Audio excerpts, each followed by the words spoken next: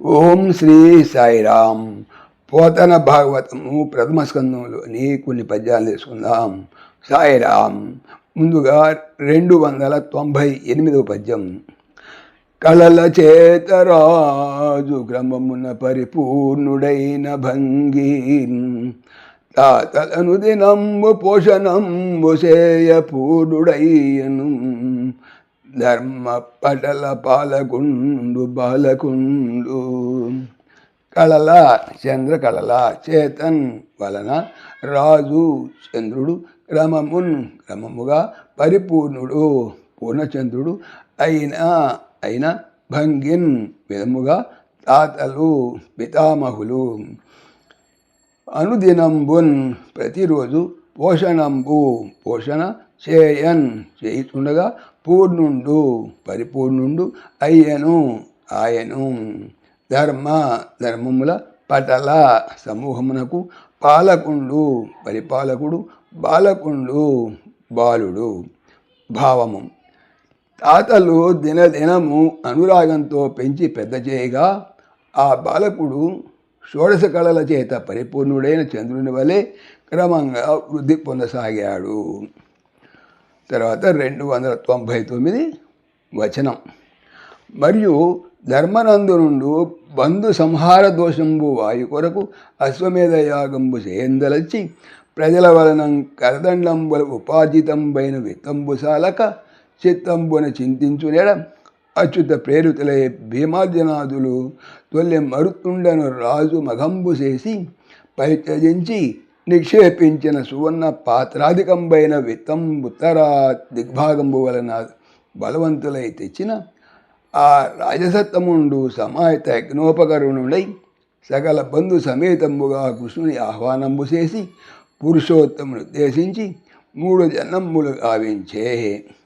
తదనంతరంబు కృష్ణుండు బంధుప్రియంబు కొరకు కరినగరంబునన్ కొన్ని నెలలుండి ధర్మపుత్రాదులచే ఆ మంత్రణంబు పడసి యాదవ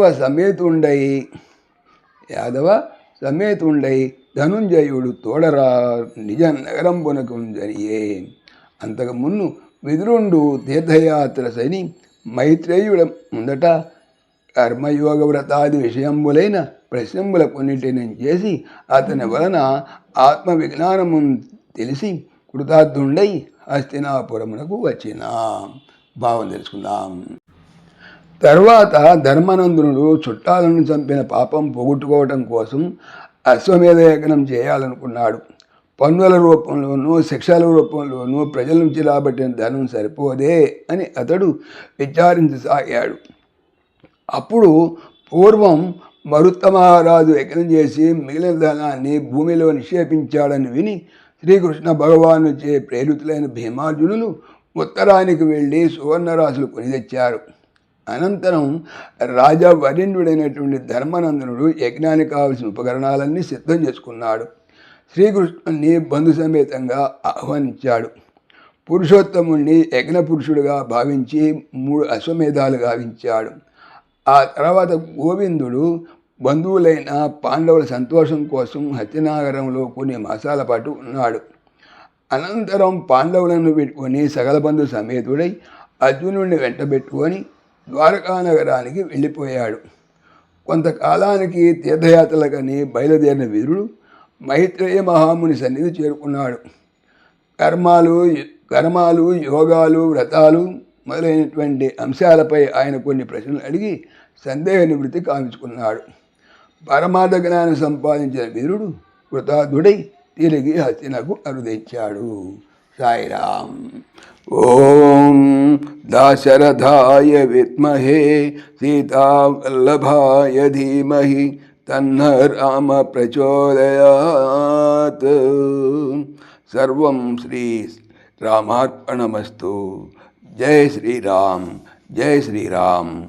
ఆత్మీయులకు మనవి, ఈ ఛానల్తో పాటుగా అనంత మహిమల శ్రీ సత్యసాయి అనే ఛానల్ మరియు లెరన్ భగవద్గీత లైవ్ గీత అనే భగవద్గీత ఛానల్ను స్వామి నా చేత చేయించున్నారని మనవి చేస్తున్నాను.